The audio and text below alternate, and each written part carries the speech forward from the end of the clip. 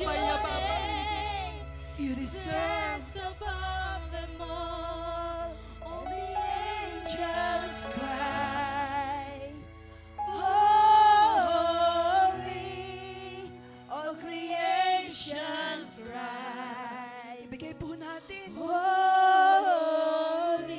You deserve the highest praise. And high. Sing holy, holy, holy forever.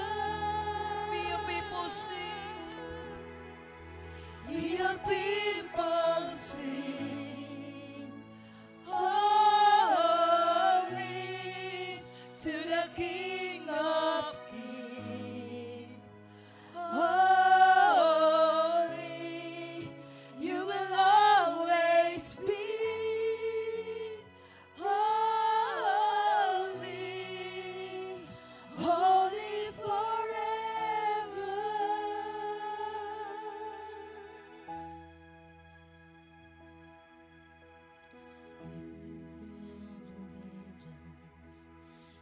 You've been redeemed.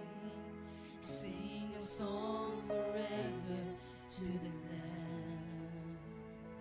Thank you, Lord, for the freedom. And if you walk in freedom, thank you, Jesus, for your name. If you bear His name, sing the song forever to the Lamb. Sing the song forever to the Lamb. All the angels cry, holy. All creations cries, holy. You are lifted high, holy, holy forever. Your people sing, your people sing, holy to the King of Kings. Holy, you will always be. Holy, holy forever. When the angels cry, angels cry, holy. All creations cry, holy. You are lifted high, holy, holy forever, holy forever. He is the same yesterday and forever and ever. You're the King of Kings. The people sing, holy, holy to the King of Kings. Holy, you will always be. Holy, holy forever. Your name is the highest. Your name is the highest. Your name is the greatest. Your name stands above it all. All thrones and dominions, all powers and positions. Your name stands above it. Come on, people of God, let us declare.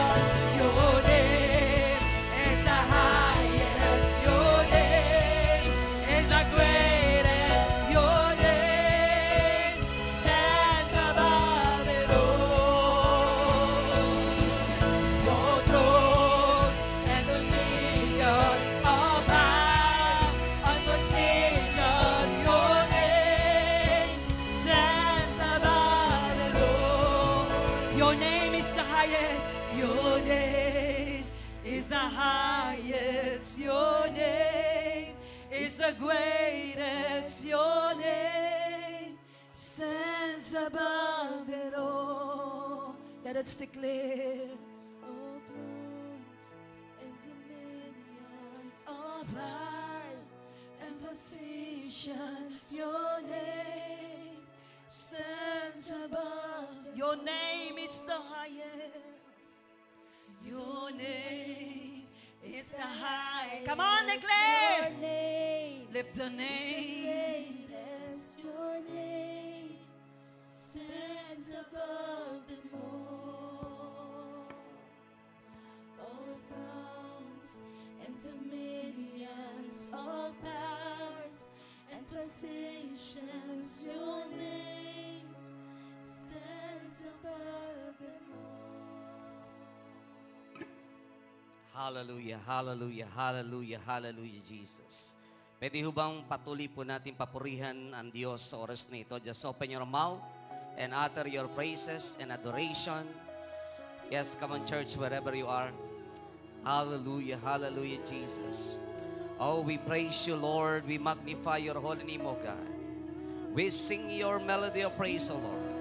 We lift up your name, O Lord. We lift up your name, O God, in the name of Jesus. Oh, glory, glory, glory, glory, glory, glory, glory, glory to the living God. We give you the highest kind of praise. We give you the highest kind of worship. We give you the highest kind of adoration, O God. We bless your holy name, Lord. We bless your holy name, Lord. We bless your holy name, O God. Oh, shakarakaya barabakandara-kaya barabakandara-kaya. Yes, sakarakaya barabakandara-kaya barabakandara-kaya barabakandara-kaya barabakandara-kaya.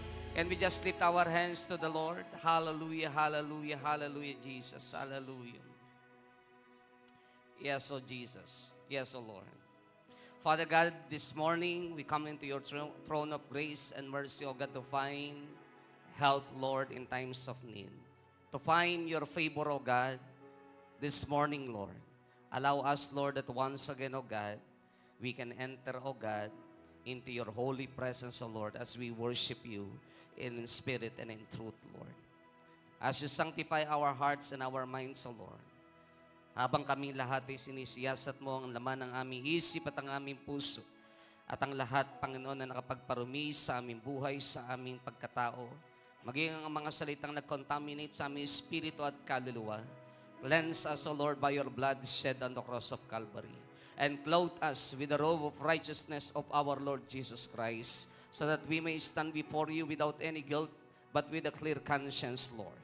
We thank you, O God. We honor you, Lord. Hayaan mo, Panginoon, na sa umagang ito, patuloy na kami lahat ay damitan ng katwiran at kabanalan ng aming Panginoong Jesus. Makatayo kami ng malaya sa iyong dakilang harapan. Move in your own special way.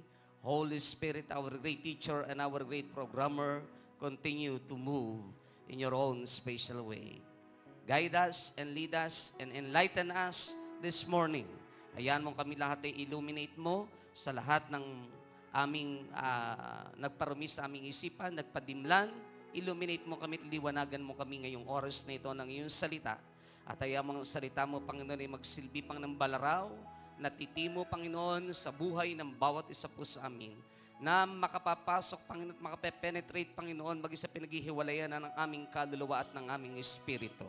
At ang dalangin po namin, hayaan mo sa lugar nito, walang ibang pangalang maitaas maliban lamang sa iyo.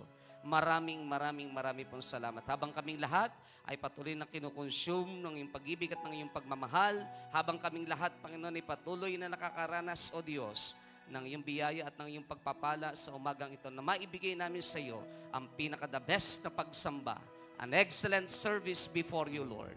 Maraming pong salamat. Hayaan mo, Panginoon, walang ibang maparangalan, mapapurihan ngayong umagang itong maliban lamang sa pangalan ng aming Panginoong Jesucristo.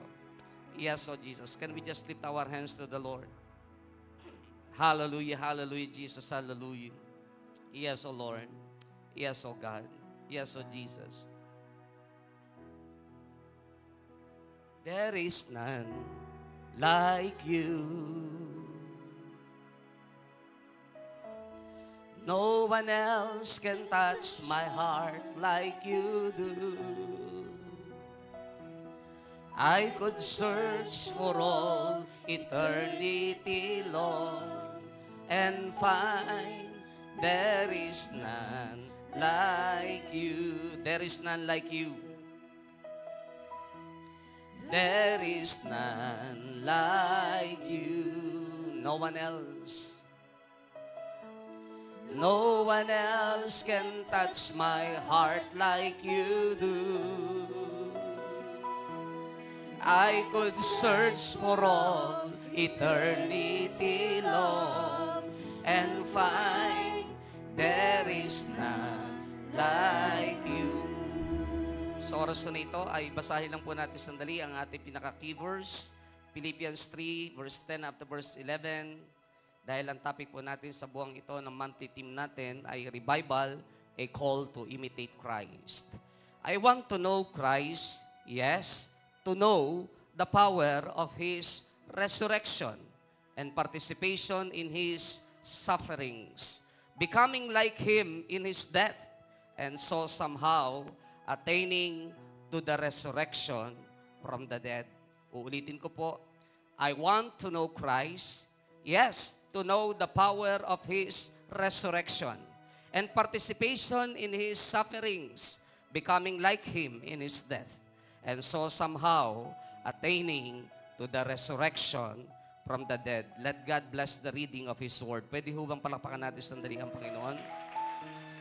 Makakaupo ho tayong lahat sa oras na ito. To God be all the glory. Praise God, praise God, praise God. Praise the Lord. Revival, a call to imitate Christ. Yan po ang ating monthly theme sa buwan po ng June. At ako ho'y naniniwala na napakaganda ho ng mensahe ng Diyos sa ating pinaka-monthly theme. Ang verse na ginamit po ng ating leadership ng Jesus is Lord Church Worldwide ay ang Philippians 3:10-11 NIV translation at ang 1 Corinthians 11 verse 1. Ano po? Okay na po kayo? Pakisabi ko sa inyong katabi, huwag ka nang maingay, nagsasalita na si Pastor. Ano? Philippians 3:10-11, I want to know Christ, yes, to know the power of His resurrection and participation in His sufferings, becoming like Him in His death, and so somehow attaining to the resurrection from the dead. Doon po sa 1 Corinthians 11 verse 1, ang binanggit po doon ay, imitate me as I imitate Christ. Sa umaga hong ito, hayaan po natin, bigyan lang natin ng konting diin ang context study ng Philippians 3:11 para na sa gayon po ay higit natin maunawaan dahil ang topic ho natin ngayong umagang ito, it is about imitating of who Christ is or imitating Christ of who He is. Pero mahalaga lang ho na mabigyan natin ng diin saan ba humuhugot si San Pablo ng kanyang mensahe.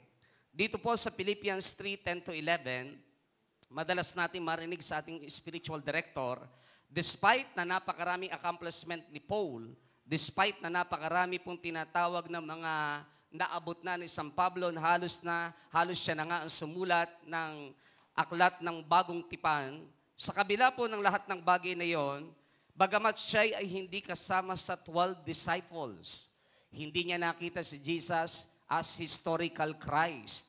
When we talk about historical Christ, ibig sabihin, na-meet mo dapat si Jesus, nakausap mo, first-hand information, na-meet mo, nakadaupang palad kayo, nakasalo mong kumain. Pag sinabi mo na-meet mo ang historical Jesus, literally, nakasama mo siya. Si Pablo po ay hindi nabigyan ng ganong pagkakataon sa kasaysayan ng banal na kasulatan. Lagi nating naririnig yan. At alam ho natin na nakilala lang niya ang ating Panginoong Jesucristo on the road of Damascus in Acts chapter 9. But bago mangyari ang Acts chapter 9 na siya ay bumagsak sa matinding sikat o sinag na galing sa araw sa itaas at habang sila ay nasa kabayo nila at naglalakbay, matapos kumuha ng tinatawag na sertifikasyon ng authority na ang sino mga abutan nila sa bayang kanilang pupuntahan, ikukulong nilang lahat, ipapapatay ang lahat ng Kristiyano. Number 1 persecutor of the church during the time. Pero alam natin ang istorya, bago ma-meet ni Paul ang Panginoong Jesus doon sa road of Damascus, na nung bigla siyang tamaan na matindi sikat ng araw, siya bumagsak, bulag, at bigla na lang niyang narinig sa itaas ang tinig na sabi niya, Pablo, Pablo, o Saulo, Saulo, bakit mo ako pinag-uusig? Ang sabi ni Pablo o ni Saulo before, ang sabi niya, sino kayo? Ang sabi ng tinig, ako si Jesus, ang iyong pinag-uusig. I am Jesus, the one you have persecuted. Pero alam ni Pablo, ang kanyang pinag-uusig ay ang church. So, mismo ang Panginoong Jesucristo, binigyan ng legitimacy na ang sino mang uusig o magpe-persecute sa church, sa Kristiyano, ang inuusig niya mismo ay ang Diyos. Mismo ang Panginoong Jesus ang nagbigay ng confirmation na yan, ng approval, that once you persecute the church, ang pine-persecute mo ay walang iba kundi ang Diyos. Kapag binabastos na ng tao ang church, ang binabastos na nila ay ang Diyos. Amen? Kaya minsan di nyo maialis kay Pastor Michael, ba't minsan nagiinit, minsan nagagalit, alam niyo dyan sa labas natin, mahal naman natin lahat ng kapitbahay natin Pero pag binabastos na ang church, binababoy na ang church, na kahit ilang beses mo sabihan, baka pwede, pag Sunday service, huwag naman kayo magpaparada sa harap. Respeto lang. Minsan paulit-ulit Minsan paulit-ulit. Kaya kanina, humingi ako ng sorry sa Lord. Sabi ko, kapag inabutan ko hindi tinanggal dyan yung kotse na yan, bubutasin ko lahat ng gulong niyan. Wala akong kinatatakutan sa buhay na ito. Hindi ako natatakot kahit kanino, kahit patayin ako ng sino man. Kaya din lumaban ni Pastor Michael ng patayan, kung patayan ang pag-uusapan. Pero pag binabastos mo na ang church at wala kang ginagawa, what for? Ang existence natin. Kundi tayo kikibo. Hindi po pwede yun. Hindi po pwedeng binabastos ng sino man ang church na ipinagkatiwala sa atin ng Diyos. Marunong tayong makisama sa kapitbahay natin, pero pag ang Diyos na ang nakataya, ibang usapan na ho yan. Makikilala nyo totoong bagwis ni Pastor Michael. Ako, isang bagay ang kinatatakutan ko sa akin sarili. At lagi ko pinagpe-praise the Lord. Huwag ako nga abot dun sa punto na makakalimutan kong pastor ako. Dahil pag nakahulagpos ako, I don't care. Kahit sino kaharap ko, kahit sino kalabang ko. No? Alam mo ni Brother Dolphy yan before Nung si Brother Dolphy ang ating head ng security dito, binastos ang leadership Pinagbagsakan ng malaking, tatandaan niyo Brother Dolphy, nagmi-meeting si Pastor Nelson dito, binagsakan tayo ng kailaking speaker, Tapos yung mga kuryente, hinugot biglang gano'n. Nawala ako sa sarili ko noon. Ang sabi ko kay Brother Dolphy, as head ng SOS, akyatin nyo yung nasa itaas. Sabihin nyo pa, within 5 minutes umalis sila. Pag hindi ako hahatak sa kanila. Huwag nyo isiping payat si Pastor Michael.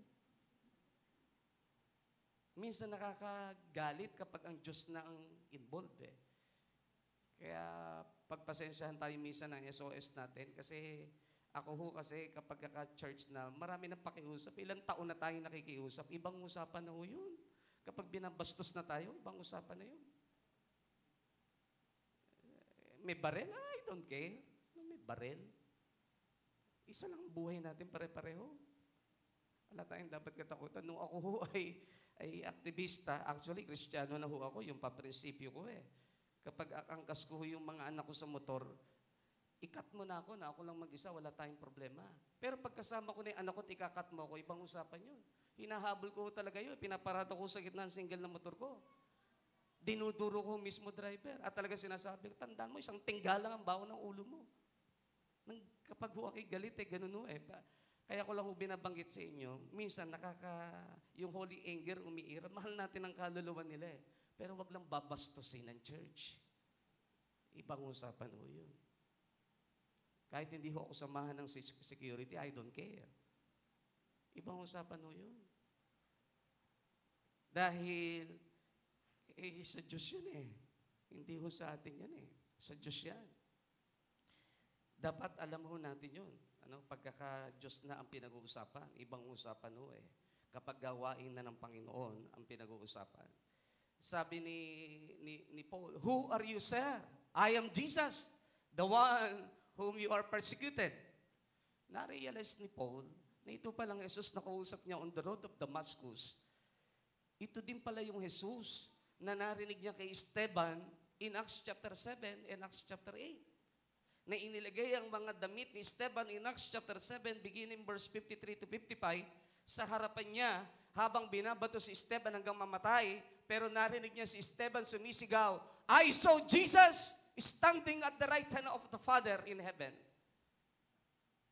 Na-confirm ni Paul na itong Jesus na nakita ni Esteban, nag-witness pa siya sa pagkamatay ng first martyr of the church, is the same Jesus na kausap niya ngayong oras na ito on the road of Damascus.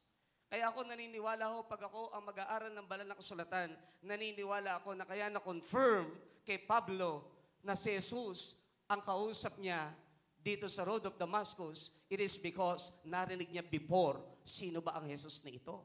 Na nakatayo sa kanan ng amang Diyos na sumasalangit. And yet, ang sabi ni Pablo, I want to know Christ. Sa dami na ng experience niya, sa dami na ng church na naitayo niya, ang pagtatayo ni Pablo ng churches sa lahat ng cities, sa lahat ng sentro. Hindi siya nagtatayo ng church sa mga tagong lugar, sa mga sentro. May isang kultong relihiyon, ganun mo ginawa nila. Kahit saan ka mapunta, nasa sentro ang kanilang tinatawag ng church. Napunta kami sa San Pablo City, pinag-aralan nila ang geographical system. Ang church nila, itinayo nila mismo sa ibabaw ng pinakamataas na lugar ng San Pablo City. Kaya daw pagka ikaw ay nasa aeroplano, unang makikita ng church nila. Pero kultong relihiyon yun. Kaya nga dapat ang Kristiyano, natututo tayo eh. Bagamat ang Diyos naman natin, kahit nasang ka man lugar, sasamahan ka naman niya. Pero dapat may wisdom din naman. We have to use the God-given wisdom and common sense. Si Pablo, ginawan lahat yun. And yet, despite ng lahat ng kanyang challenges in life, ang daming himala, nga kapag pumupulupot sa kanyang kamay, iwinawag-wag lang niya eh. Ang sabi ng mga tao, pag ito hindi tutungkol sa Diyos, mamamatay ito eh. Pero hindi namatay si Pablo. Ang dami niyang shipwreck na naranasan, inilalagay sa basket, makaligtas lang. After that, makakapag-preach na. Ang dami niyang experiences. And yet, ang sabi niya sa Philippians 3:10 to 11, I want to know Christ. Yes, to know the power of His resurrection and participation in His sufferings, becoming like Him in His death, and so somehow attaining to the resurrection of the dead. Sa context study natin, tingnan niyo po, bakit ba sinabi ni Pablo ang Philippians 3:10 to 11? May pinagmulan po. In verse 1 to 4, dadaanan ko lang ho ito dahil hindi ho ito ang pinaka-main topic natin. Mahalaga ho ito dahil kailangan natin maunawaan. Philippians 3:1 to 4, NIV translation, all about wrong doctrines and belief in confidence in the flesh. Actually, entitled, Confidence in the Flesh. Watch out for those dogs, those evildoers, those mutilators of the flesh. Ito yung mga tao na kung saan mali ang doktrina. Kapag binasa niyo yung Philippians 3:1 to 4, yung tinatawag na mga mutilators, mga evildoers, binabago nila ang doktrina ng church para bang sinasabi nila na kapag ikaw ay hindi tuli, hindi ka sumunod sa kautusan, ikaw ay hindi maliligtas. And that's the context. Pag tinignan niyo po ang verse 3, ang sabi po riyan, for it is we who are the circumcision, we who serve God by His Spirit, who boast in Christ Jesus, and who put no confidence in the flesh. Sabi ni Pablo, hindi kami nagbabatay sa kakayanan ng laman. Though I myself have reasons for such confidence. Lahat ng dahilan, meron naman akong dahilan. Why? Sapagat marami kong reasons para ako'y maging karapat-dapat sa Diyos ko, ang pagbabatayan ay ang mga dahilang iyon. But bago tayo pumunta doon, ano ibig sabihin ni Pablo? May ina-address na problema. Meron tinatawag ng mga maling doktrina, maling pagkaunawa, wrong understanding, wrong doctrines, wrong beliefs. Beware of dogs, sabi ng verse 2, beware of evil workers, beware of the concision or the mutilators. Yung word na mutilators o concision, galing po yan, o yung concision galing po sa salitang mutilator sa Greek word. Paul is talking about their demands that the Gentiles be circumcised to be saved.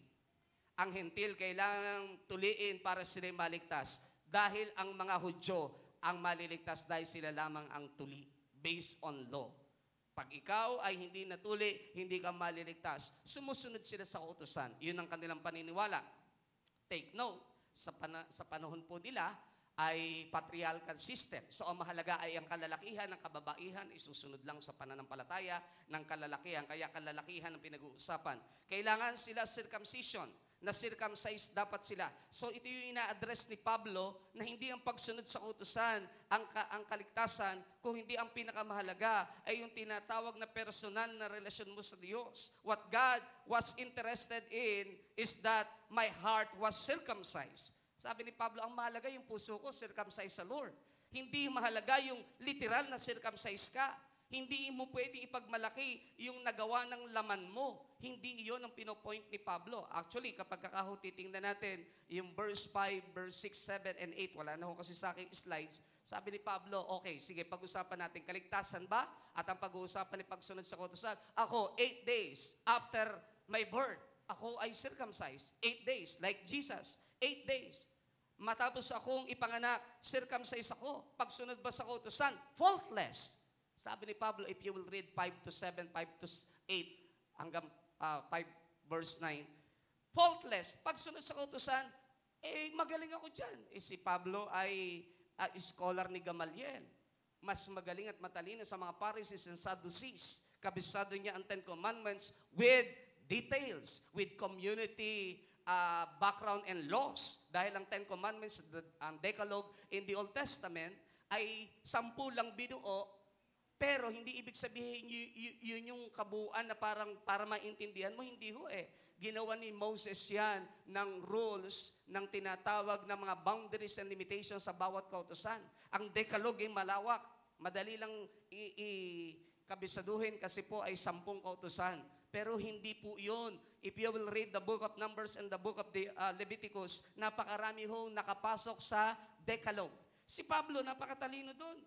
Ano yung pagmamalaki niyo sa akin kung yun ang pag-uusapan? So, pagka yun ang pag-uusapan, ligtas pala ako. Kasi pagsunod lang pala sa kautusan eh. So, binibigyan ng diin ni Pablo, mali ang pagkakaunawa nyo. Mali ang inyong pananaw. Mali ang inyong batayan. Hindi tayo maliligtas based on the confidence of the flesh na kung ano nagagawa ng laman, doon tayo maliligtas. No, amen. Tayo ay maliligtas kung tatanggapin natin talaga ang Panginoong Kristo. Kaya doon niya binigyan din na kailangan pala, bilang ako, kahit pala ako'y marami ng alam, in-example ni Pablo sa sarili niya, ako nga ang gusto ko pa rin, I want to know Christ and the power of His resurrection, becoming in His like death. And so somehow, ang sabi ni Pablo, and so somehow participating in His resurrection, participation in the resurrection from the dead, participation in His sufferings, becoming in His death. And after that, kailangan mag-participate pa ako sa tinatawag na resurrection from the dead. Ano ang ibig sabihin ni Paul? Kapag pinag-aralan natin ang Philippians 3 verse 11, nang banggitin ni Pablo, and so somehow attaining to the resurrection from the dead, ang ibig lang sabihin, alam ni Pablo na siya papatayin din sa panahon niya. Alam niya, kasi pag sinabing participation o attaining from the resurrection from the dead to the resurrection from the dead, ang ibig lang sabihin, kasama ka doon sa itinuro niya sa 1 Thessalonians chapter 4, beginning verse 13 up to verse 16. Na pagdating ni Jesus, sa first resurrection, unang bubuhayin ang lahat ng namatay, pagkatapos, in the twinkling of an eye, i-glorified ang body, sabi ng 1 Corinthians 15:52, isasama sa alapaap, then pangalawa pa lang ang mga buhay, kung may aabutan na nananalig na totoong born again, isasama din sa alapaap. Ano ang point?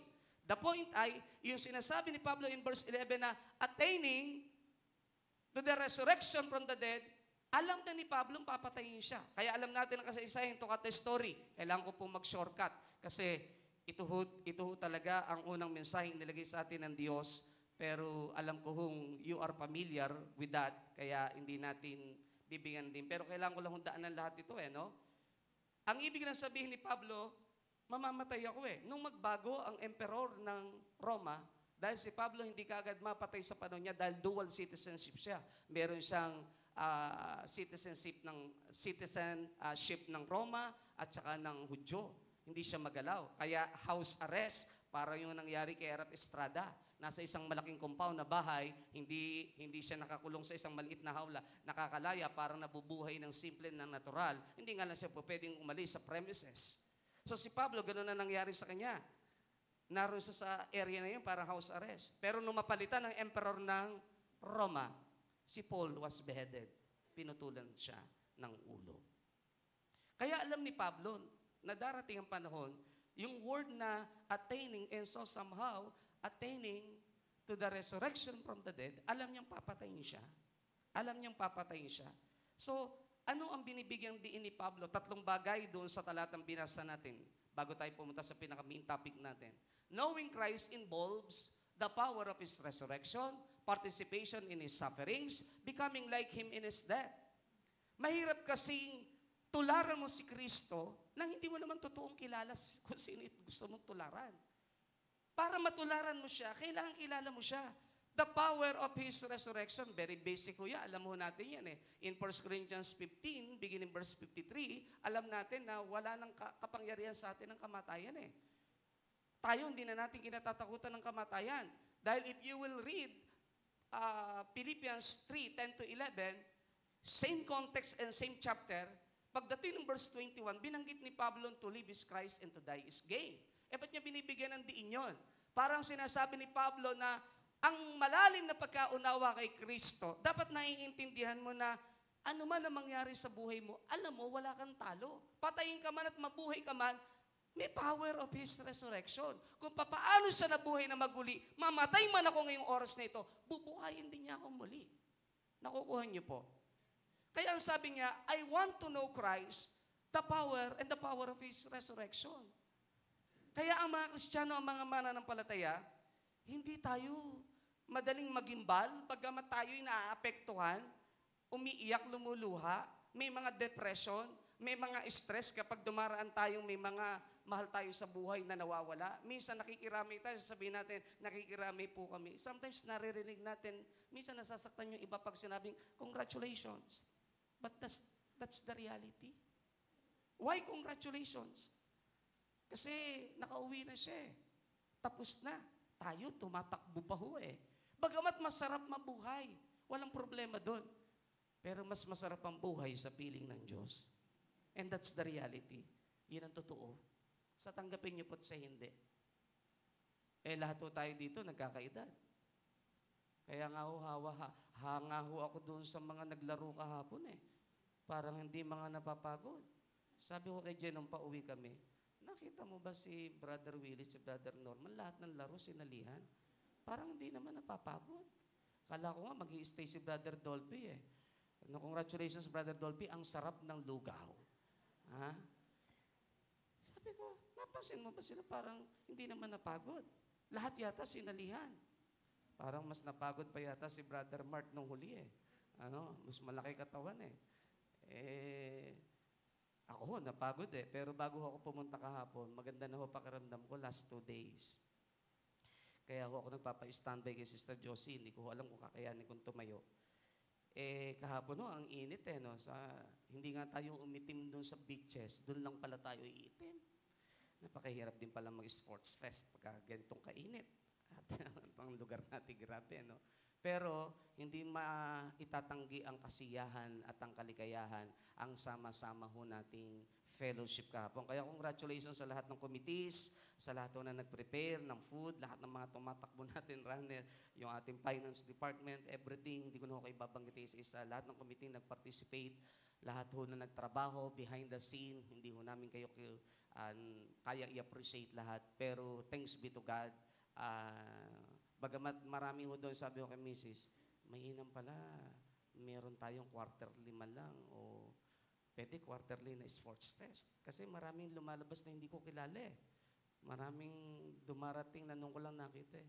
Kaya nagtatanong ako, born again ba yan? Kristiyano ba yan? Umatin ba yan? Sabi ko kay wife, pakitanong mo nga saan ba galing yan? Mainam pala. Kasi para na sa gayon, nagkakakilala tayo. Baka mamaya, hindi ko lang din kilala. Pangalawa, way of evangelism din. Kasi ang mga kabataan, yun talaga ang gusto nila eh. Yung laro, yung anak ni Brother Gord, parang hindi napapagod eh. Kung tumakbo eh, parang yung takbo nung unang laban eh. Parang mas napagod pa kapon si Aaron eh. Tinitingnan ko si Aaron, tansya ko ako si Aaron, hindi ito nag-e-exercise. Kasi pag tumatakbo na isang straight, parang hinihingal na eh, Kailangan din pala, no? Buti na lang wala doon si Brother Melby kasi ala tayong lalong panalo. Ginaganon lang ang bola. Tapos doon sa volleyball, bawal ka pang umangat. Pag angat mo, foul. Siya hindi naaangat, ginaganon lang. Tangkad eh. Kaya talagang all things work together for good. Wala ho kayo kahapon eh, no? Kasi si Brother Mart, ang tangkad niya. Wala kami panalo eh, no? Ang masaya, ang mahalaga yung kasiyahan, yung fellowship. Minsan lang tayo mabubuhay sa mundong ito eh. We have to enjoy life din naman. Amen? Part ng enjoyment yun eh. Kailangan din, meron tayong panahon ng pag-unwind, pagre-relax. Okay lang minsan umitim. Pagpasok naman natin ng langit, papuputiin tayo ni Jesus. Hindi ba? Walang gluta tayong kailangan. Pumapasok ka pa lang, maputi ka na. Hindi ba? Dito sa lupa, kailangan mo pa lang maraming gluta tayo eh. Doon, wala na. Pagpasok mo pa lang, maganda na ang kutis mo. No? Kaya salamat doon sa mga malalakas ang katawan. Daming malalakas ang katawan kahapon. Hindi tumitigil sa laro. No? Congratulations po sa inyo. Nagpapakita lang kayo na kailangan nyo pa maglingkod ng totohanan sa Diyos kasi malalakas pa katawan nyo eh. So, yung power of His resurrection, patunay lang ang pinopoint ni Pablo. Kahit humantong ang buhay sa kamatayan, wala tayong dapat katakutan. Kailangan makilala pa natin si Kristo na maging ang kamatayan na hindi kinatakutan. Pangalawa, participation in His sufferings. Dadaalan ko lang ng kaunti. Kasi yung sacrifice ni Jesus, hindi ho kayang ipaliwanag yun eh. Participation in His sufferings, parang sinasabi ni Pablo na hindi pala ang buhay smooth lang. Dapat alam natin, Kristiyano, lahat din tayo dumadaan sa pagsubok at problema. Walang exempted sa atin sa buhay eh. Kung tayo tatanungin, ayaw natin ang sakit at karamdaman. Kung tayo tatanungin, ayaw natin ang paghihirap. Pero no one is exempted. Ang kaibahan lang natin bilang Kristiyano, alam natin, madali tayong bumalikwas at madaling ang Diyos ay gumawa ng kaparaanan sa buhay natin. Kasi may Diyos tayong kasama.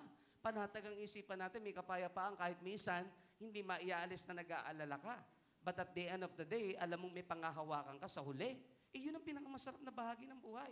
So, sinasabi ni Pablo, huwag namang iisipin ng mananampalataya na exempted tayo sa mundong ito. Narito tayo sa mundong ito, bahagi tayo na lahat ng sufferings.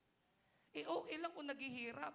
May Kristo naman tayong alam nating anytime you can pray to the Lord. Anytime pwede kang magtiwala sa Kanya. At pag naipagkatiwala mo, ang Diyos na ang bahalang mag-take over na lahat ng bagay.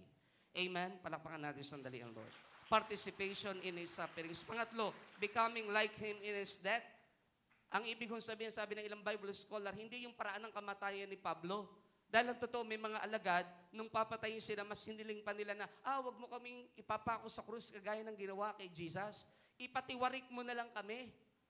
Why? Sapagkat hindi kami worthy para tularan ng kanyang kamatayan. Ang sinasabi ni Pablo pala, hindi yung paraan ng kamatayan ni Jesus, kundi yung paraan ng buhay na naririto sa lupa na kahit napakaraming pagsubok, napakaraming temptation, napakaraming kasalanan, patay na sa mundong ito.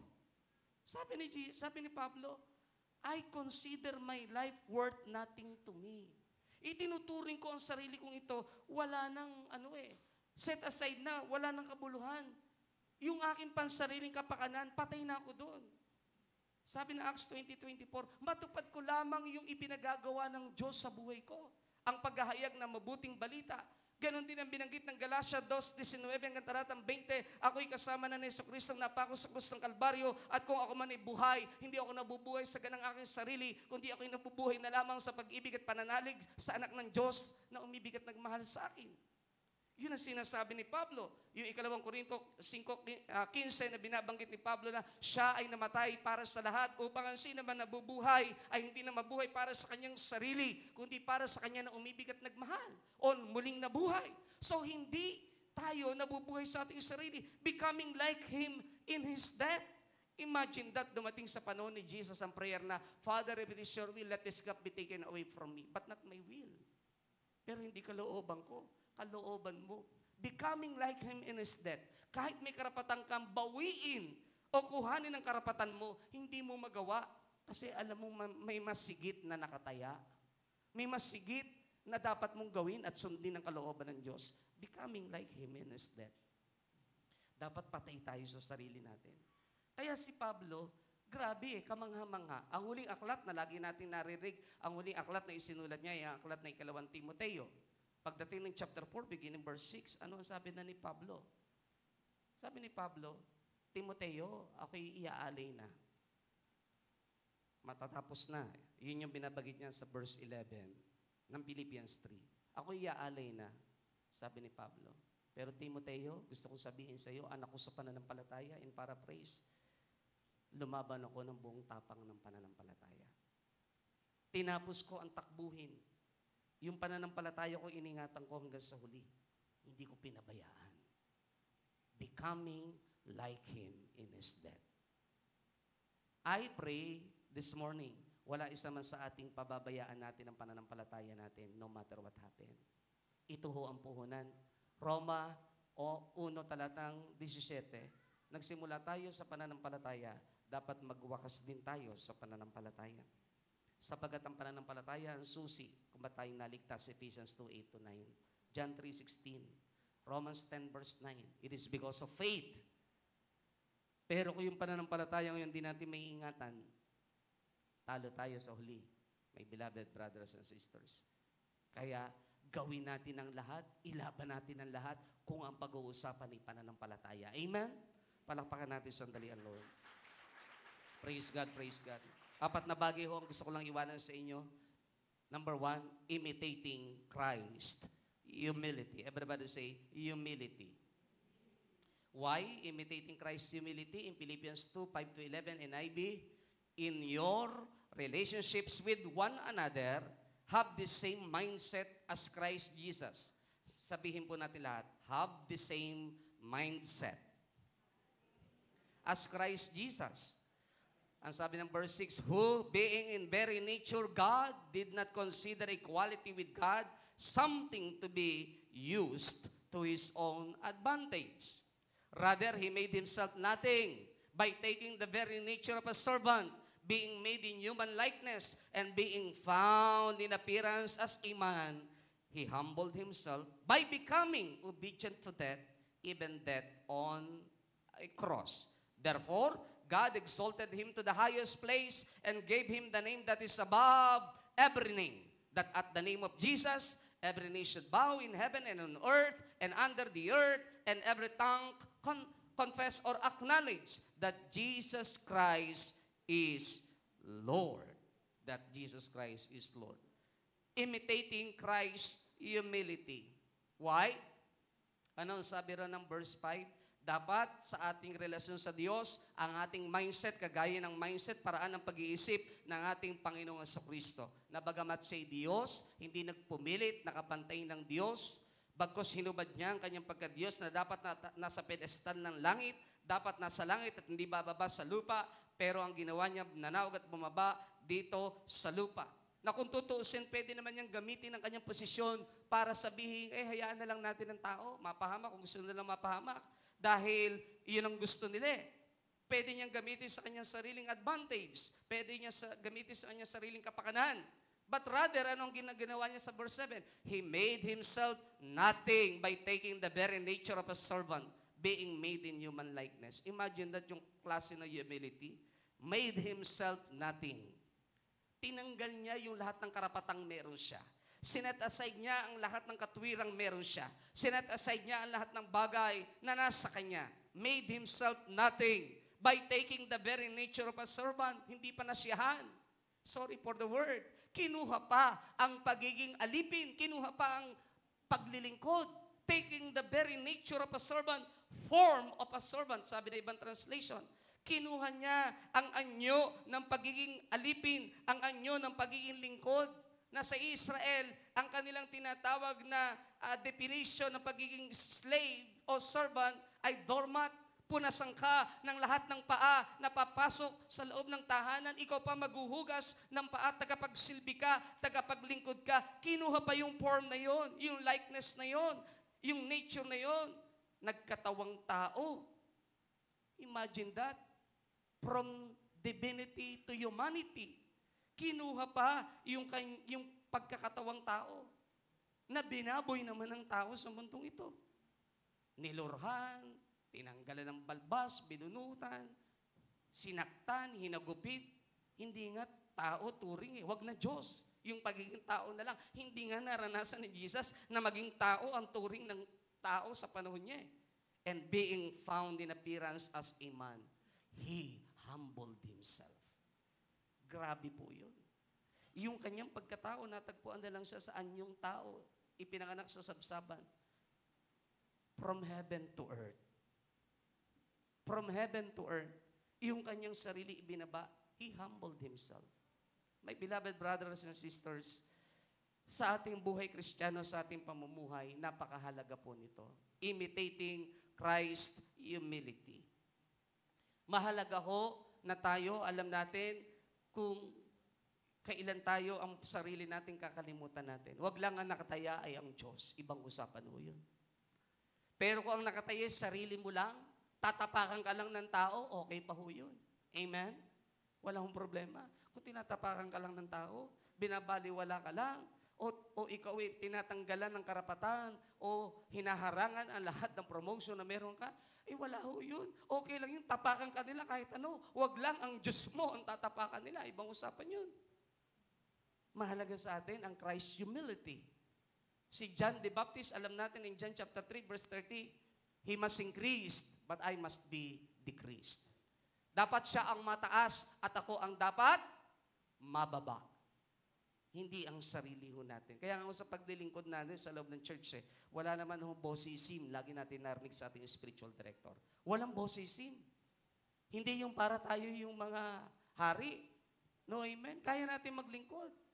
Kahapon, medyo may konting kalungkutan lang sa puso ko. After na tayo ay matapos. Konti lang naman. Nag-announce tayo na baka po pwedeng ang lahat ng kalat natin, sinupi natin. Pero nung umalis tayo nung tingnan ko yung paligid ang dami yung kalat na yung caretaker pa ho doon. Wala namang problema, may caretaker naman doon. Nagbibigay naman tayo ng LG. Ang point lang natin, we are representing the Jesus is Lord Church. We are representing the name that is above every name. Tayo, dapat kahit saan tayo naroroon, excellent ang ipinapakita natin. Kahit saan tayo naroroon. Para pinakibalitaan, kumusta yung gawain doon ng GIL na ganap, walang sasabihin sa ating pangit. May konting kurot lang sa puso ko. Bagamat marami naman naglinis, pero hindi nalinis ng buo. Maglilinis lang din naman tayo. Linisin na natin ang mas malinis. Hindi yung may titira-tira pa tayo. Of course, alam ko pagod na tayong lahat. But church, always remember that. Mahirap ang maging Kristiyano, hindi yung madali. Baka akala niyo madali. Kaya hindi ho totoo, ang buhay Kristiyano ay masayang tunay. Masayang tunay, pero hindi laging masaya. Di ba? Okay naman yun. Wala akong problema doon. Pero hindi ho lagi Talaga may sakripisyo Talagang meron kang Siyempre, alam naman natin, wala naman tayong problema. Talaga naman may caretaker doon. Kaya lang, church, lagi nyo itong tatandaan. Yung dami natin doon, pag naglinis tayo, sandali lang yun, baka wala pang 5 minutes, tapos yun. Though alam ko lahat ay pagod. Mahirap din kasi minsan mag-assign na, sige, kayo tagalinis. Mainam sana kung lahat tayo nagpa-participate. Mas madali ang trabaho pag lahat bumbubuhat Huwag lang yung may nagpapabigat. Sa bayanihan kasi minsan may ganun Mas mainam yung lahat bumubuhat, kumuha ka lang ng 5 kalat. Bawat isa, tapos yun. 5 kalat, tapos yun. Of course, minsan nandidiri tayo. Ako, lagi ko sinasabi sa bahay, basura natin, huwag yung pandirihan. Basura natin yan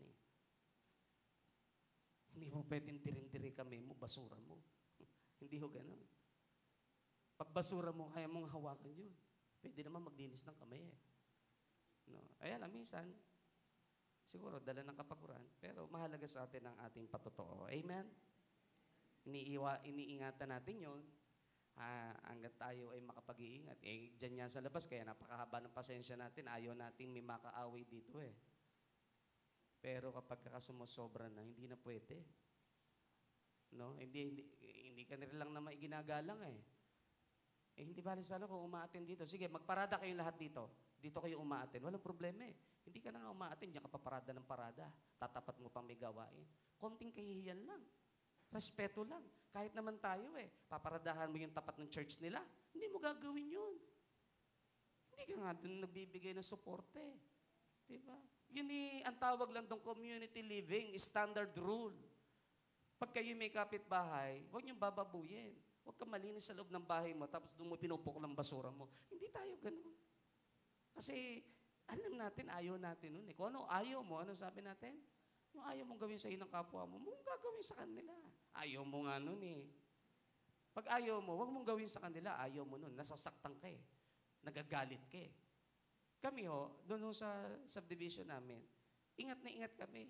Ang sasakyan namin, pwede ka magparada sa harap. Lahat sila nakaparada, wala nang dadaanan. So kami nagpapasok. May mga kapitbahay kami doon, tulad ng isang araw. Sinagasahan pati yung aming trash can na bagong bili. Buti na lang wala doon yung car.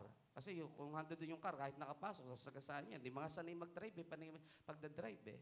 Hindi ako nakapagpigil, kaya nagparinig ako eh. Kapag hindi ka marunong mag-drive, huwag ka na mag-drive. Nasa loob ka pa ng subdivision eh. Peperwisyuhin mo pa kami. Minsan, kailangan mo rin sila i-reach out.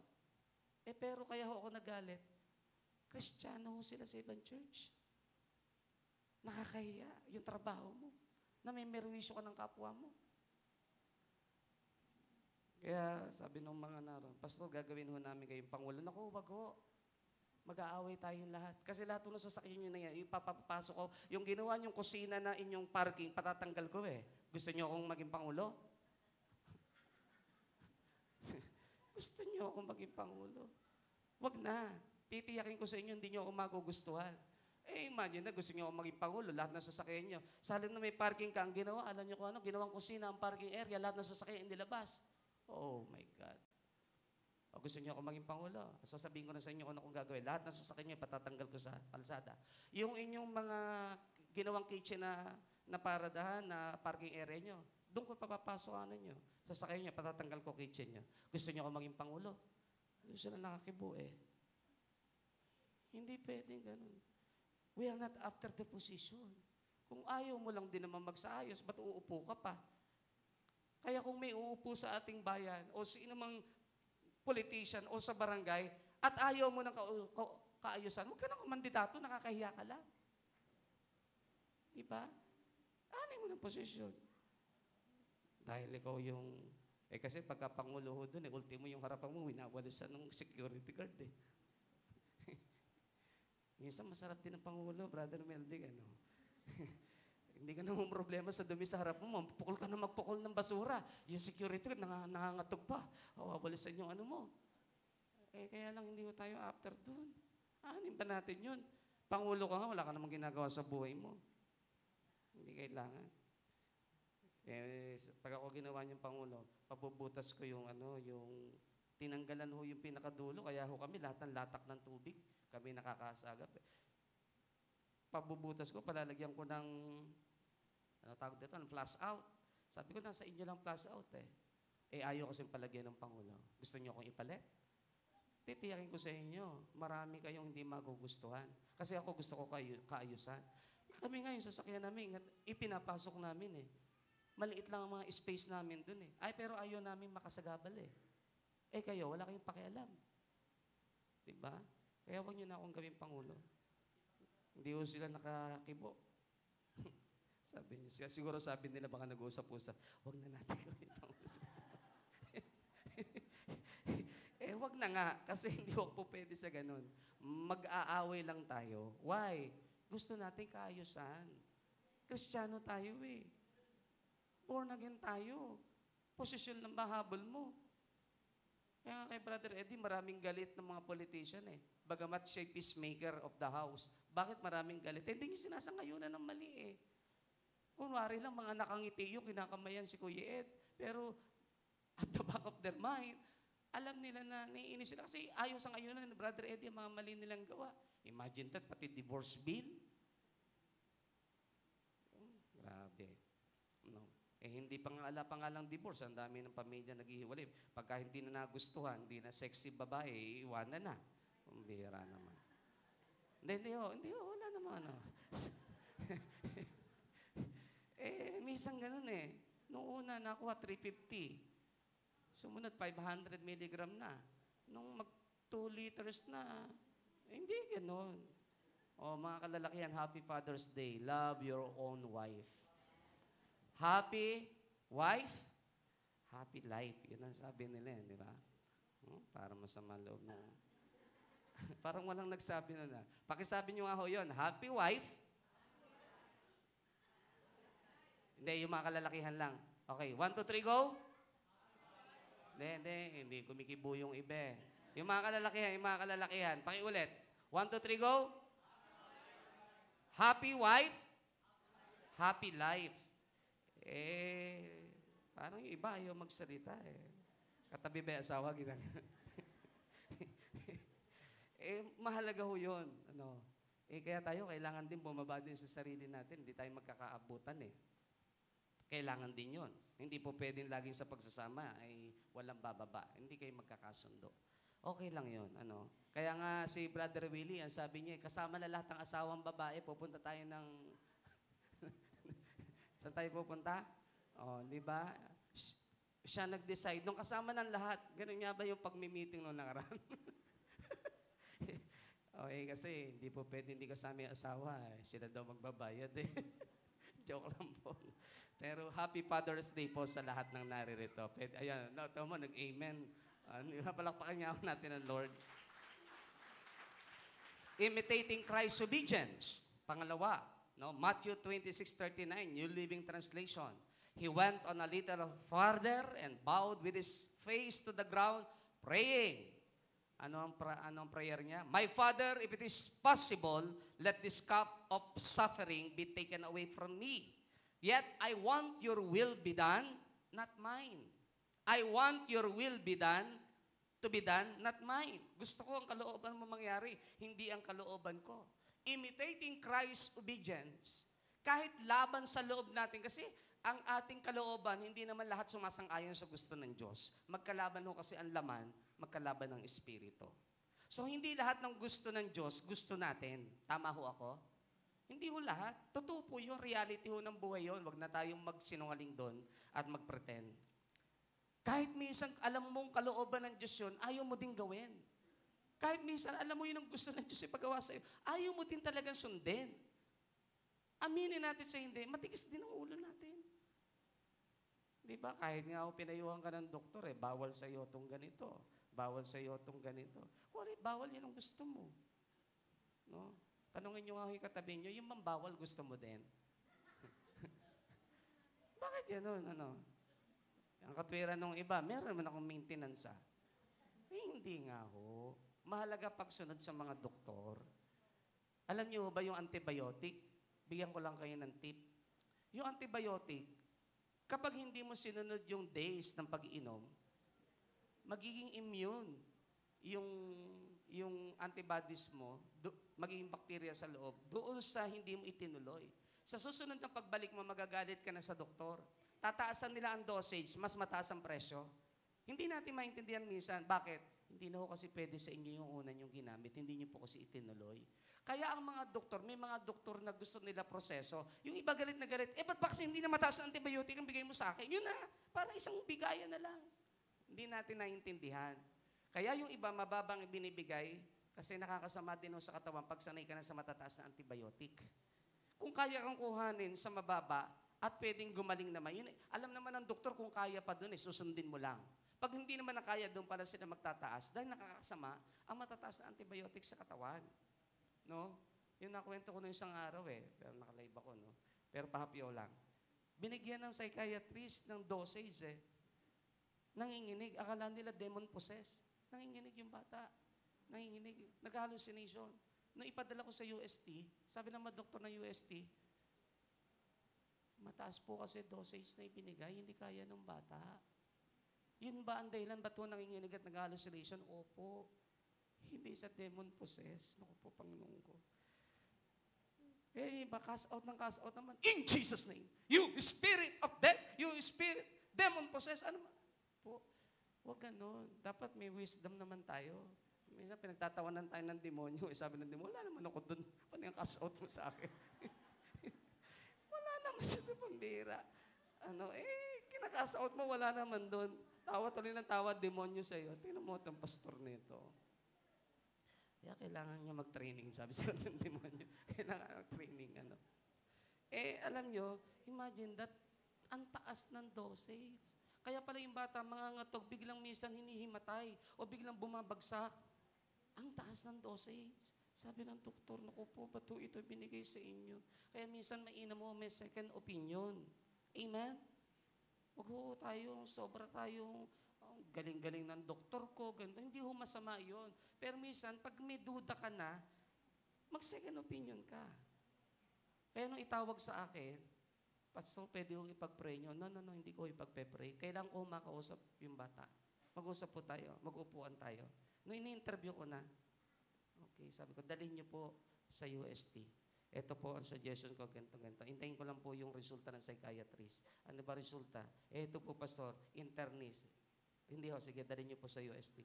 Pagdating sa UST, ano sabi ng UST? The neurologist po ang kailangan niya. Dahil may sakit siyang PTSD. Yung post-tantrum syndrome. Ang taas ng dosage. Kaya yung iba nagagalit sa doktor. Ba't buho baka kasi hindi yung mataas na bigay nyo para hindi ako balik ng balik. Hindi mo kasi sinusunod Sabihin mo sa katabi mo, pagka binigyan ka ng reseta, sundin mo. Sabi ng doktor, 7 days, 14 days mo iinumin. Sabi niya, 3 days lang to. Si Dok talaga, 3 days lang to. Gumanda ng konti ang pakiramdam mo, yun lang ginawa mo. Hindi mo alam, after 4 days, 5 days, ang mangyayari na po doon, babalik po yun. Kasi mabubuhay uli siya dahil unti-unti na sana namamatay, hindi mo itinuloy. Matigas kasi ulo mo. Sabi mo sa katabi mo, matigas kasi ulo mo Kung ayaw nyo ng doktor, wag na kayong pa-check up. Amen? Ikaw lang din pala. Sorry. Post-traumatic syndrome. Ayun. Thank you, Sister Jennifer. Magaling ho talaga yung asawa ko na yan Kahit yan ho ay nasa itaas, nakikinig ho tinga niyan Post-traumatic syndrome. Tantrum ba nasabi ko? Tantrum. Sorry. Kayo naman, di kayo kumikibo. Panilang ang amen nyo, tango lang kayo ng tango. Kayo talaga, Dapat, kikibo kayo. Ayan. Parang sabi nung kahapon, sino ba may sabi kahapon? Si Sister ni Pastor, pag kayo tumitira, walang ibig tumira ng bola. Huwag naman ganun. Laro naman yun Kayo talaga. Kita niyo si Brother Mark, tinutuhanan. Hindi ko tuloy na ipasok yung bola. So, mahalaga yung pagsunod Amen po ba? Sa Diyos, ganun din. May formula ang Diyos Ayaw mo sundin. Kaya hindi ka nakaka-receive ng healing, hindi ka nakaka-receive ng miracle, hindi ka nakaka-receive ng answered prayers. Kasi may formula ang Diyos Amen? Susundin lang natin. Ang problema tayo, hindi tayo sumusunod. So, imitating Christ's obedience, mahalaga. He became obedient even death on a cross. Hanggang kamatayan sa krus ng Kalbaryo, sumunod. Kahit mawawala na ang lahat ng karapatan sa Kanya. Sumunod. Hindi ko madali po yun. Pero kailangan po natin gawin. Pangatlo, imitating Christ, compassion. Everybody say Christ, compassion. Matthew 9:36 ng BSB translation, Berean Study Bible, when he saw the crowds, he was moved with compassion for them because they were harassed and helpless like sheep without a shepherd. Nung makita ni Jesus ang maraming tao, naawa siya. Nahabag siya. He was moved with compassion for them. Because they were, harassed and helpless. Kaya tayo, pag tayo nakakakita ng mga tao, alam natin hindi pa kumikilala talaga. Alang pag-asa sa buhay. Yung konting problema lang sumusuko. Hindi ba dapat ang tendency natin, yung puso natin mahabag? Kasi alam natin kung yan lang ay may Kristo, may Jesus, hindi susuko yan sa buhay Kaya tayo, maganda yung si Jesus nakita lang. Yung mga tao para mga tupang walang pastol, he was moved with compassion. Naawa siya, nahabag. Uulitin ho natin, ang huling panahong ito, hindi ho madali. Sabi ko nga sa inyo, sunod-sunod na ho nangyayari sa bansa. Nung una, nakakita ho sila na mag-raid po sila ng Pogo, nakakita sila ng maraming armas. Nung sumunod, nang mag-raid uli ng Pogo, sabi ni Yusek Gilbert, nakakita naman sila ng mga pinagdududahang uniform ng Chinese military. Pag ako tatanaw ng sitwasyon at babasa, guerrilla style po ito Pinipenetrate nila ang bansa natin para kagaya ng gusto nila mangyari ngayon sa Taiwan, sa Vietnam, pag umatake sila sa Pilipinas, wala tayong laban. Kanila ang sea, ang air, kanila pa ang land. Dahil may mga tao na pala sila nakapasok sa atin. Kung ako lang ho ang tatanaw, hindi ho natin masasabi ang mundong ating ginagalawan. Ano po? Tapos ang dami pang Pilipinong nagiging dami ng mga Chinese businessman.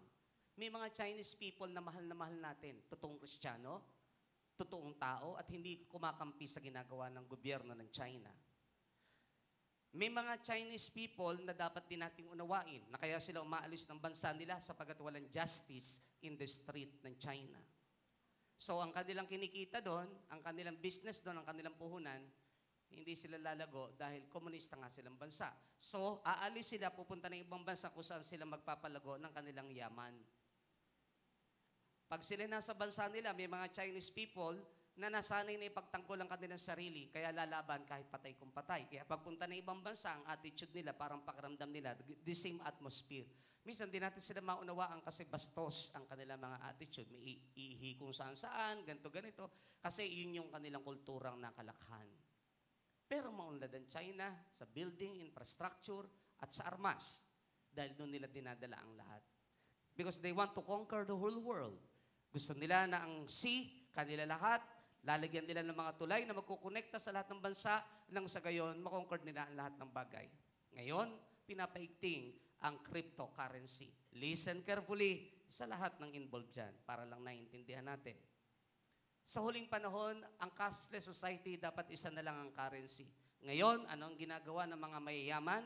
Ini-strengthen ang cryptocurrency. Noong una, hindi pinapansin ng iba, parang baliwala lang. Ngayon, pag titingnan mo, nape-penetrate na ang market, at mukhang very dangerous. Dahil ang lahat ng mayayaman doon nag-i-invest. Time will come. Hindi ko sinasabing ito na ang gagamitin ng Antikristo. Pero sa nangyayari ngayon, mukhang ang cashless society o ang one world government ay ready na sapagkat isang currency na lang ang pwedeng pag-usapan na ino-honor ng maraming bansang mayayaman.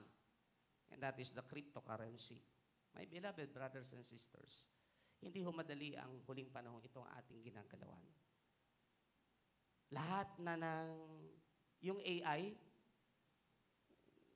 pinanood ko minsan yung isang video clippings.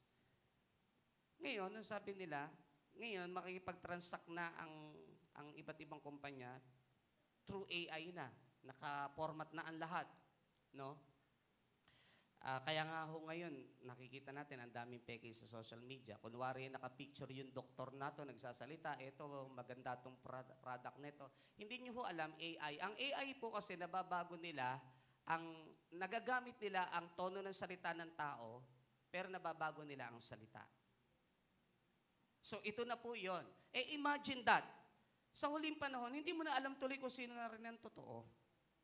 Sa Saudi Arabia, may ginagawang isang malaking siyudad ngayon na kung saan ay sinasabi nilang ultimo ang buwan, igagawa sila ng sarili nila. Ano ang gagamitin nila? Na magsaserbisyo doon sa buong city na yon. Computerized na po lahat. AI na mismo. So, ang kausap mo doon, hindi mo nga alam kung totoong tao o hindi na. Pakitapik nyo nga ho ang inyong katabi. Siya pa po ba yan? Kayo pa po ba yan? Ha? Kayo pa po ba yan? Kaya ngayon, hindi mo na rin alam. Yung mga kabataan, paalala sa lahat ng kabataan, maging lalo na sa kalalakihan, i-check nyo mabuti ang lahat ng inyong nililigawan. Kung totoo ba sila talagang babae o hindi. Baka sila computerized na lang. O electronic devices na lang. This is the last days. Grabe po. Ako, sa totoo lang ho, aaminin ko sa inyo, may kilabot sa side ko. Nakakatakot ho ang huling panahon. Hindi mo na alam kung sino totoong kino-communicate mo.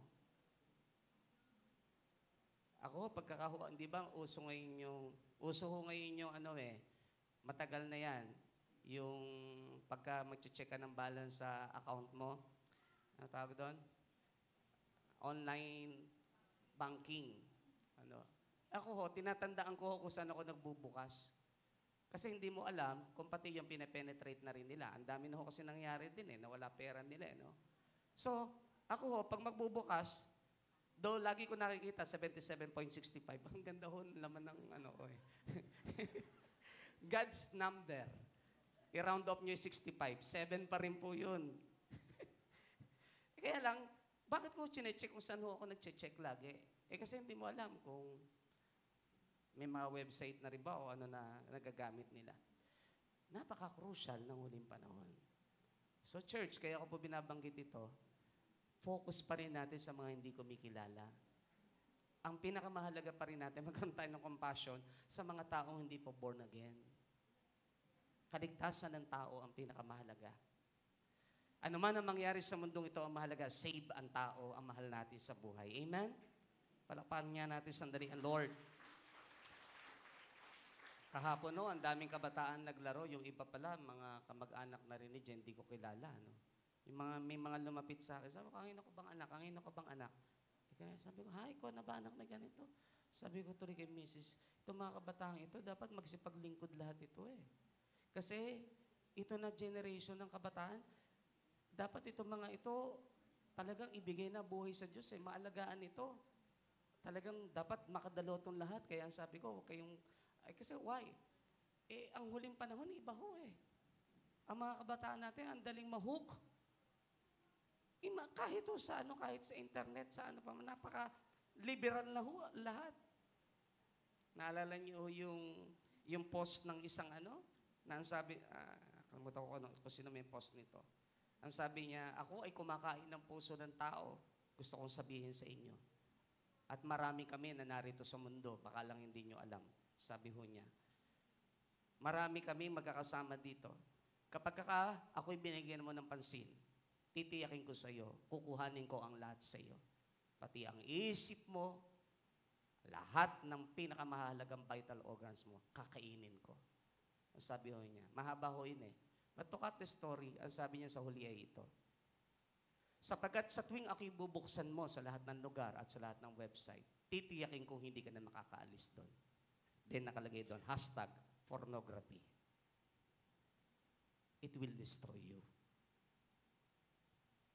Napaka-liberal na ho ng mundo It will destroy you. So paalala sa lahat ng mga kabataan, see to it, tingnan nyo kung ano binubuksan yung website. Ngayon, monitor na ho lahat Pati website na ginagamit mo, yung pinagmulan niya, monitored ka. Kaya kung gagawin ka talaga ng hindi tama, kaya nilang gawin. Well, monitor, saan kang area nagbukas? Anong cellphone ang ginamit mo? Kasi sila din ho gumawa niyan Kaya nga yun nangyari sa isang malaking eskwelahan sa Baliwag. Yung mga kabataan, hindi nila alam, dala nila mga cellphone, high-tech, pumasok sila ng hotel, nagmotel sila. Gumawa ng hindi tama. Hindi nila alam, after ng ilang linggo, may mga nagsasend na ng picture at saka ng kanilang voice recorded message. Nagulat sila.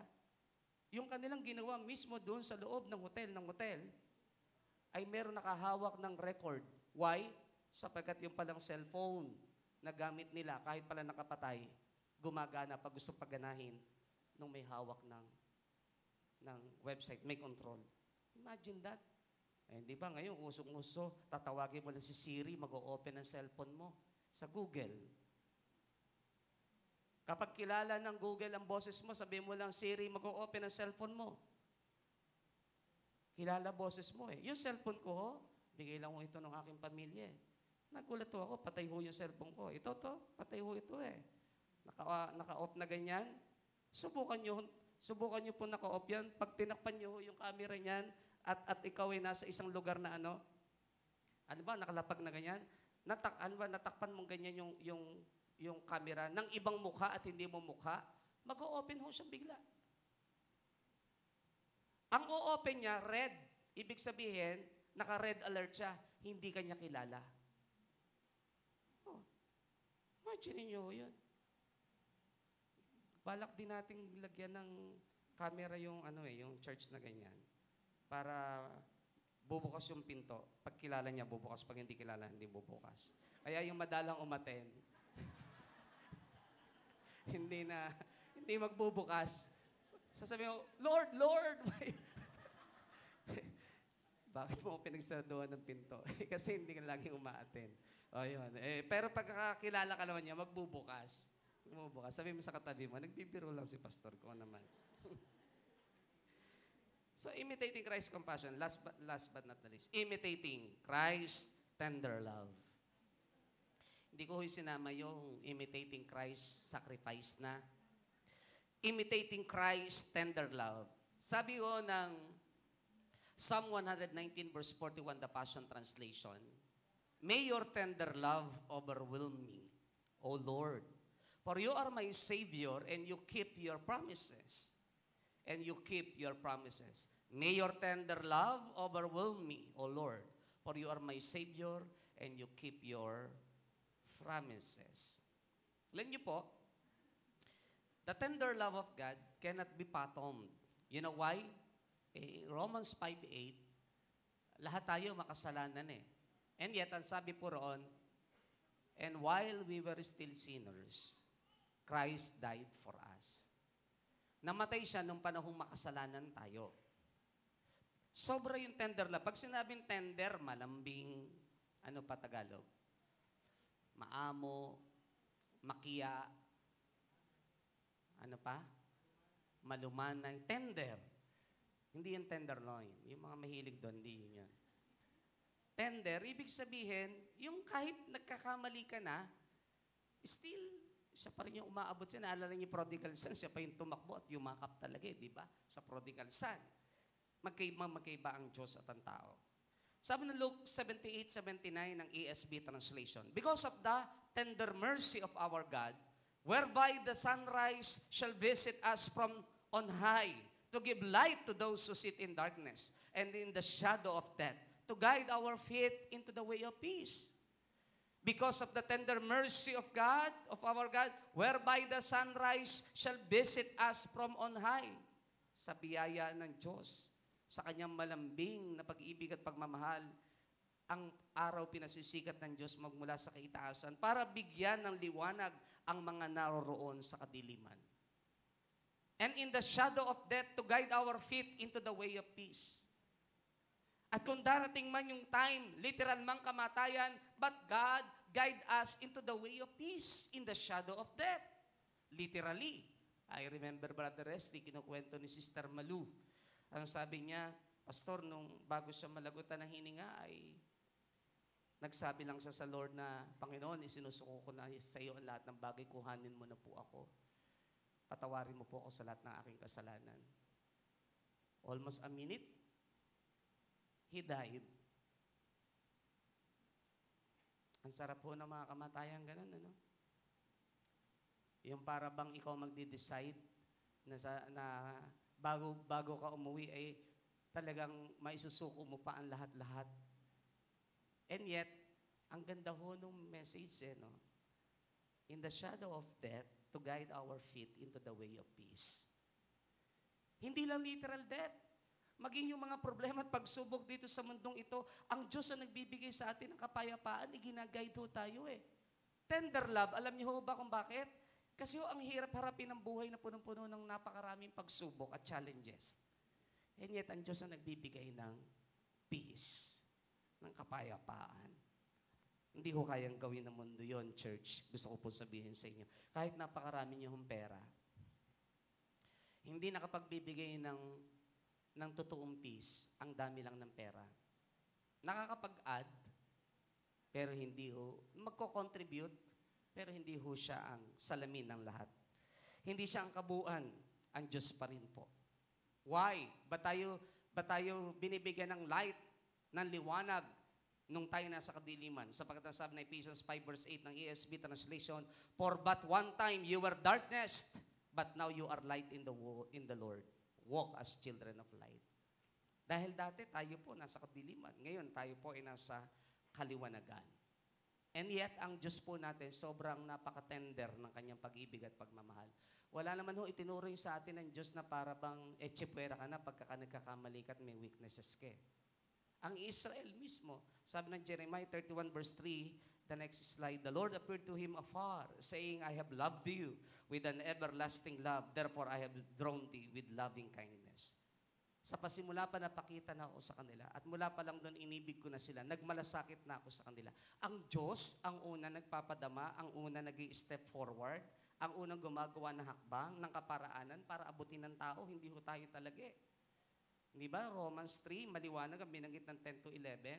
Sabi ng 10, walang humanap sa Diyos, walang nakaunawa sa Diyos, lahat makasalanan.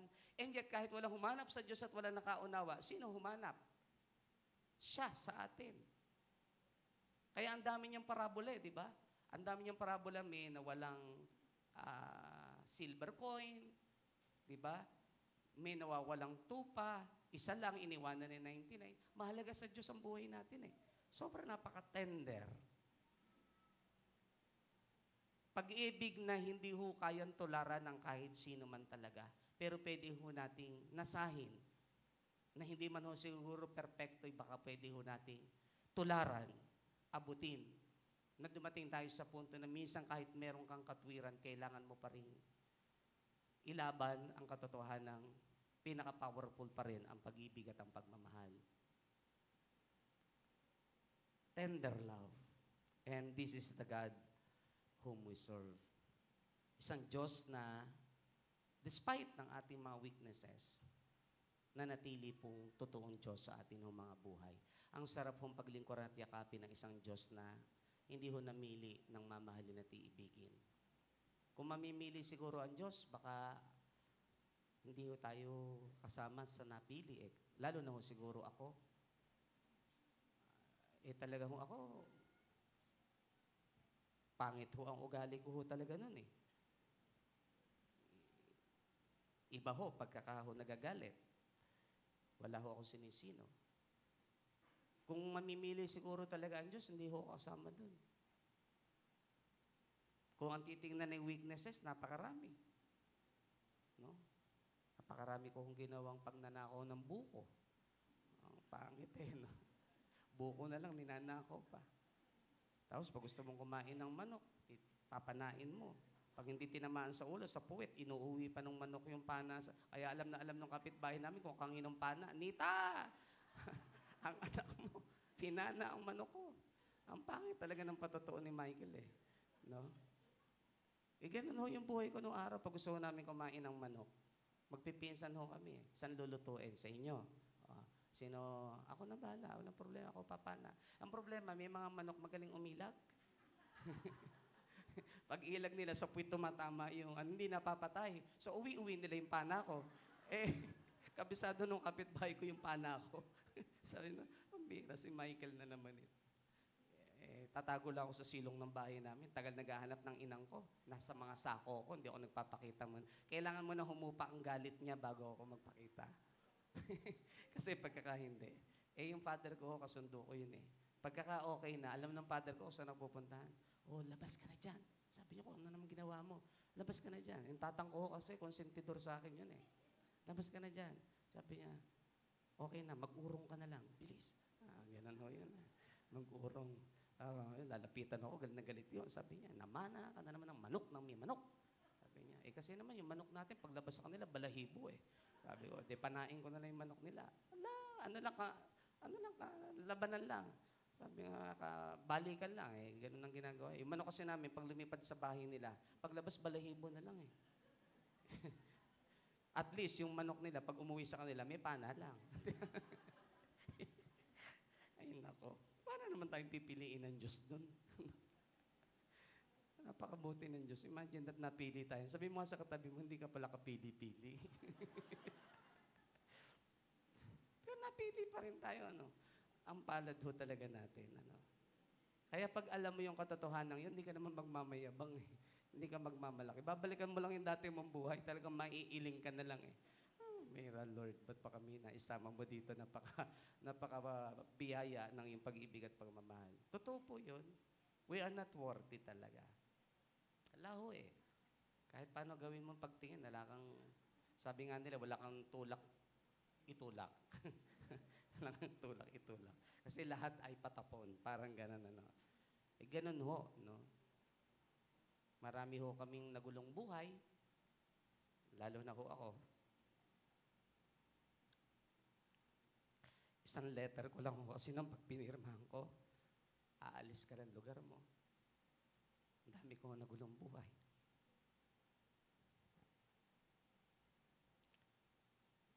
Nakakartero pa ho lahat yun.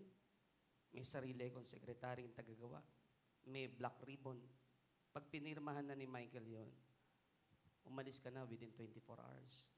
Pag hindi ka umalis sa lugar mo,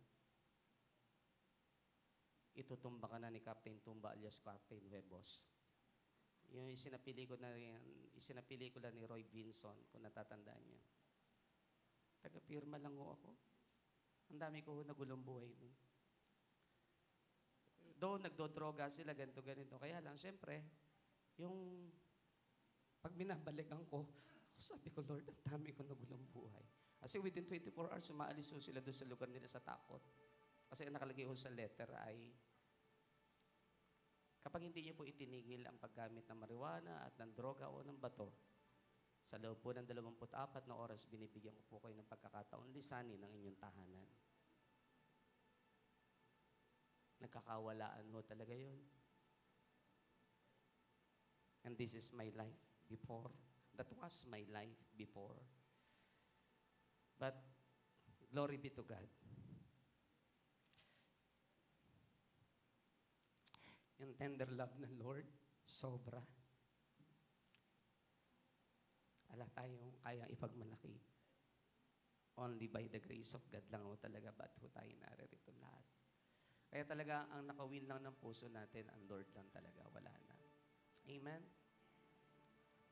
Kaya, malinaw sa atin yung meaning ng song.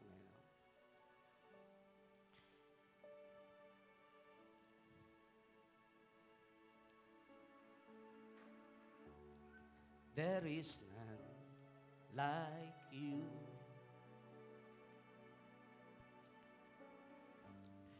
No one else can touch my heart like you do.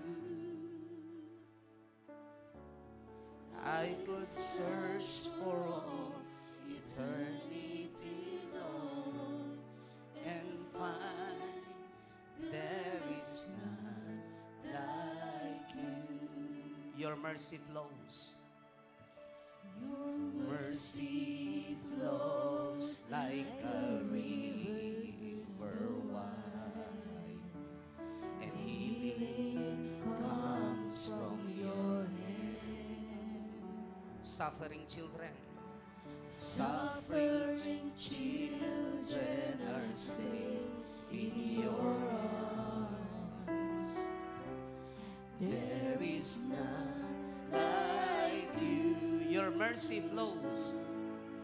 Your mercy flows like a river so wide, and healing comes from your hand. Tumayo po tayong lahat. Children are safe in your arms. There is none like you. There is none like you. There is none like you. No one else can touch my heart like you do. I could search for all eternity, Lord, and find there is none like you. Gusto ko po sabihin sa lahat, ang sinabi ni Solomon, pinakamatalinong naging hari ng Israel. Kung mayroong pinakadakilang mangingibig ng ating buhay, wala hong dilitibayan, kundi ang Diyos. Sobra. If you will read the book of Song of Solomon, at maintindihan natin ang context, it is about the love of God toward His people. It is about the love of God toward His bride. Ang dakilang mangingibig ng ating buhay ay wala hong iba kundi ang Diyos. At kapag maunawaan natin kung gaano kalalim at kadakila ang kanyang pag-ibig at pagmamahal, hindi ho po pwedeng hindi mo siya paglingkuran. Hindi po pwedeng hindi mo siya yayakapin. Hindi po pwedeng hindi mo ibibigay ang lahat-lahat. Kasi hindi ka naman naging karapat-dapat talaga. It is only by His tender love and mercy kung ba't ho tayo nararitong lahat.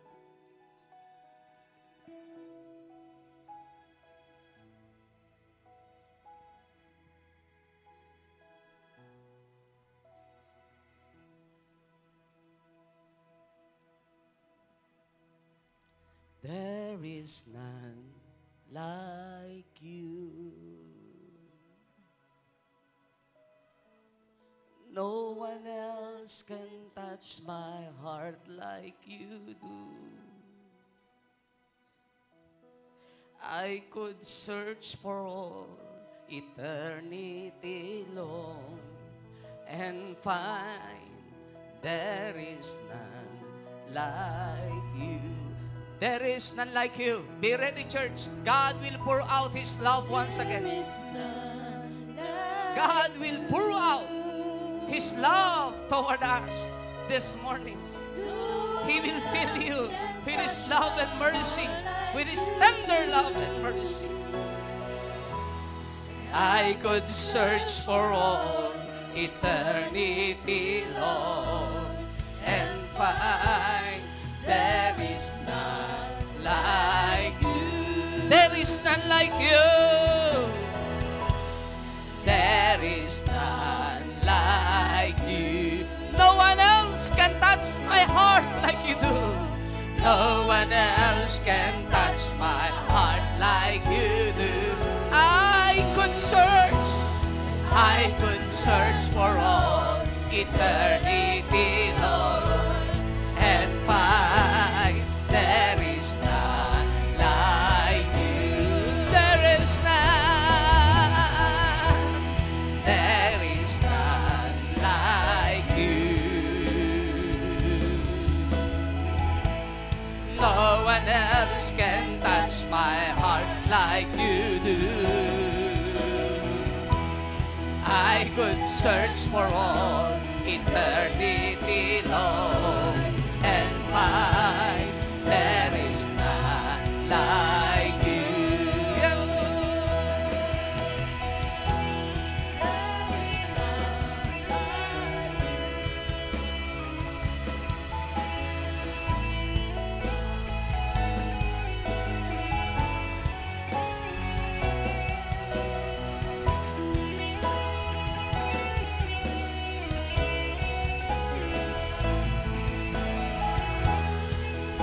minsan pa, O Diyos, punuin mo ng iyong pag-ibig at ng iyong pagmamahal. Puspusin mo ng iyong pag-ibig at pagmamahal ang buhay ng bawat isa po sa amin na narito ngayong umagang ito, God. Oh, Shakaraba-raba Kandarakaya. Shakayabaraba Kandarakaya Baraba Kandarakaya. Shakayabaraba Kandarakaya Baraba Kandarakaya.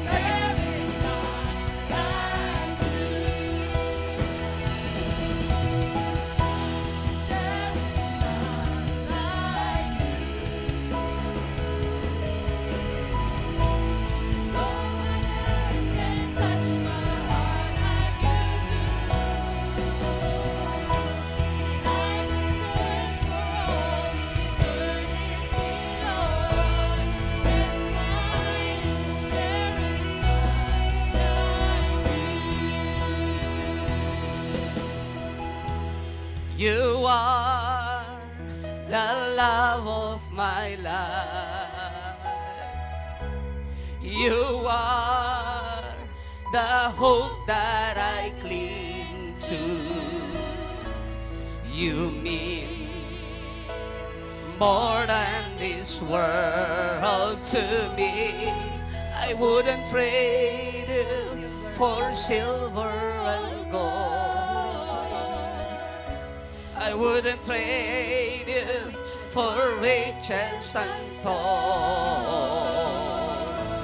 You are my everything.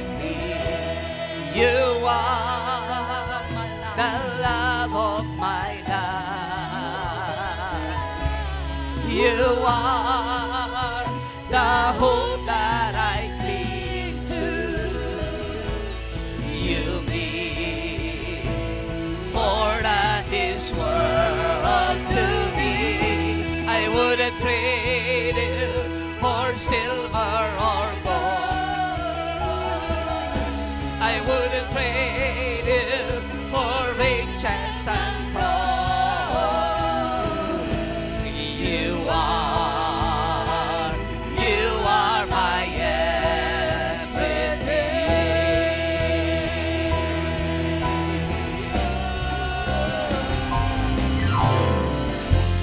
You are the love of my life. You are the hope that I cling to. You mean more than this world to me. I wouldn't trade you for silver or gold. I wouldn't trade you for riches untold.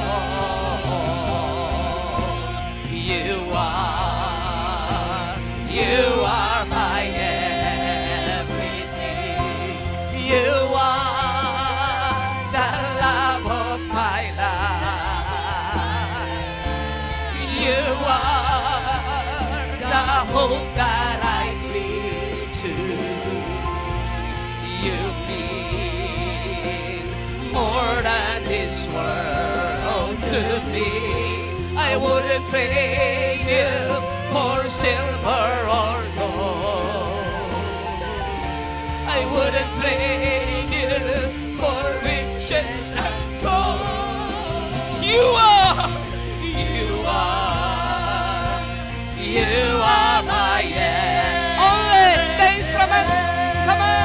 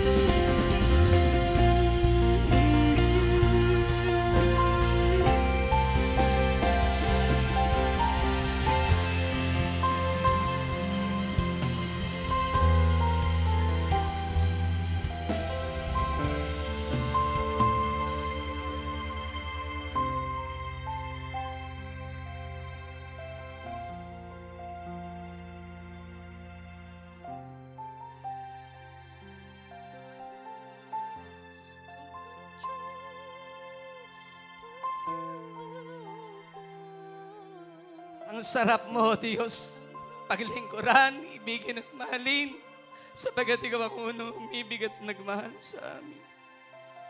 Isang uri ng pag-ibig na hindi namin kayang tularan. Yung iyong pakikitungo po sa bawat isa sa amin, kung paano mo kami ina-address individually. Kung paano po, Panginoon, kami, O Diyos, ay tinutugunan mo sa lahat ng aming sitwasyon. Kung paano mo kami ginaguide, kung paano ka gumagawa ng kaparaanan mo sa kabila po, Panginoon, ng katigasan ng aming ulo, sa kabila ng aming kahinaan, kung paano mo kami binabalik sa daang aming dapat lakaran kapag kami, Panginoon, ay naliligaw na ng landas. It is all about your tender love and mercy, Lord.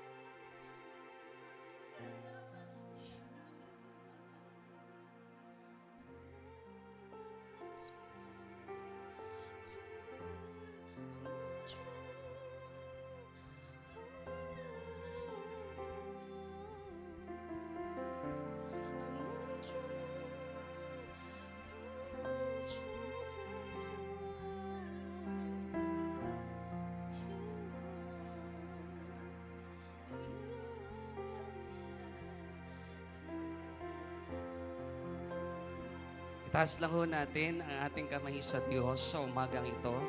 And wherever you are, maging kayo po na maaabot ng mensaheng ito, sumunod lang po tayo sa isang maikling panalangin, sabihin po natin lahat, Amang Diyos na banal, salamat po sa kabila ng aming mga pagkukulang, sa kabila po ng aming mga kasalanan, pagsalansang, pagsuway, katigasan ng ulo, inibig mo pa rin kami. Minahal mo pa rin kami. Salamat po, Panginoong Hesus. Sa oras po nito, muli ko pong pinagsisisihan ang lahat ng aking kasalanan. Nagawa, sinalita, inisip, patawarin mo po ako. Lahat ng aking kahinaan, patawarin mo po ako. Lahat ng aking kakulangan, patawarin mo po ako. Minsan pa, narito ang aking buhay, iniaalay ko sa iyo. Narito ang aking puso, tinatanggap kita bilang Panginoon ko at sarili kong tagapagligtas. Panginoon, sa oras na ito, tulungan mo po ako na masunod ko ang iyong kalooban. Mabuhay sa gitna ng iyong kalooban. At narito po ang aking buhay. Gamitin mong tunay. Gamitin mo, Panginoon, sa ikaliligtas pa ng maraming tao. Ako po'y maging daluyan, kaparaanan mo para maakay ko ang mga taong hindi pa kumikilala sa iyo. Salamat po, Panginoong Hesus. Simula po sa araw na ito, ako po'y nangangako na ang buhay na ito ay ipagagamit ko sa iyo. Salamat po. Salamat po, Panginoong Hesus. You are the love of my life. You are the hope that I cling to. You mean more than this world to me. I wouldn't trade you for silver or gold. I wouldn't trade you for riches untold. You are my Father God, this morning I pray and I release, Lord, all the benefits of the cross of Calvary, O God, in the name of Jesus. Hayaan mong patuloy mong padaluyin ang lahat ng benepisyo ng krus ng Kalbaryo sa aming kalagitnaan. Ang mga may sakit at karamdaman, hayaan mong tumanggap ng kagalingan ngayong umagang ito. Tumanggap ng himala, tumanggap ng kalakasan, tumanggap ng buhay at ng kasaganaan. Father God, I dismantle and I destroy all the works and plans of the devil directed unto your people, O God. We uproot the spirit of untimely death. We uproot the spirit of sickness and diseases. We destroy them. We command them to go and leave. Flee, God's people, right now, in the name of Jesus. In the name of Jesus. And Lord, we release, oh God, we release once again, oh God, your deliverance, oh God, in the name of Jesus. We release, Lord, once again, oh God, your healing, your miraculous power, oh God, in the name of Jesus. In the name of Jesus, even financial breakthrough. In Jesus' name, in Jesus' name, in Jesus' name. We release, Lord, even financial breakthrough, oh God. We release upon your people in Jesus' name. In Jesus' name. In Jesus' name, in Jesus' name, in Jesus' name. Yes, O Lord, we claim it, we believe it, we receive it, O God. Naniniwala po kami, Panginoon. Patuloy po, O Diyos, na ikaw ang magdadala ng mas maraming mga tao, kaluluwa sa impanan. Gagamitin mo ang buhay ng bawat isa sa amin upang marami pa makakilala. Ibaba mo sa buhay at sa puso ng bawat isa ang compassion. Compassion for the perishing souls, O God. In Jesus' name, in Jesus' name, in Jesus' name, in Jesus' name. And Lord, help us, O God, to live according to the center of your will. In the name of Jesus, in the name of Jesus. Help us, Lord, to become obedient, O God, to you. And even, Lord, to the leadership of the GIL Church worldwide, O God. Give us a heart that is full of love and compassion. Give us a heart, Lord, that is full of humility, Lord, in the name of Jesus. In the name of Jesus, in the name of Jesus. Lord, continue pa to release upon your people, O God, the boldness of the Lion of Judah to witness to witness, Lord, upon this world, O God, upon the eyes of non-believers, O Lord, na hindi pa kumikilala sa iyo. Help us, O God, to share the Word of God, the gospel of salvation, O God, upon to each and every one of them, O God, na hindi pa kumikilala ng totohanan sa iyo, God. Even our loved ones, the member of our family, O God, extended family, open the door of salvation upon them in the name of Jesus, in the name of Jesus. We claim it, Lord. We believe it, we receive it, O God. Inangkin na po namin ang lahat ng benepisyo ng krus ng Kalbaryo na ibuhos mo na ang bukas ng kalangitan ay patuloy pa na nararanasan na ng iyong mga anak at dinideklara po namin ang buhay at ang kasaganaan at ang mga nahapis ay kinokomport ng kapangyarihan ng iyong banal na Espiritu Santo in the name of Jesus, especially ang aming mga kapatiran na nawalan ng mahal sa buhay. Comfort them in Jesus' name, in Jesus' name, in Jesus' name. Salamat po, Diyos. Pwede ho bang bigyan natin ng malakas na palakpak ang ating Diyos na buhay? Yes, O Lord. You